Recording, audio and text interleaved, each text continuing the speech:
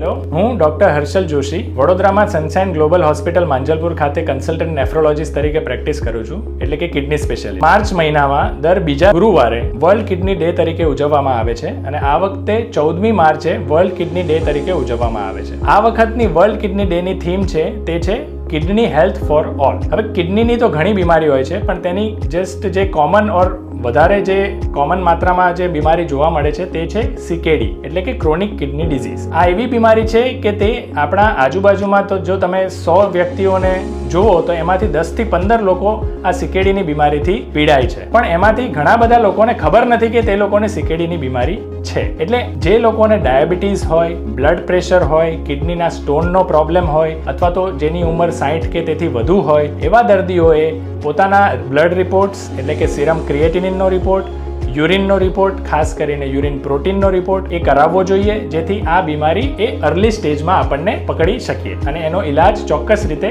કરી શકીએ. હવે જો કિડનીની બીમારી, આ CKDની બીમારી એક અસાધ્ય બીમારી છે.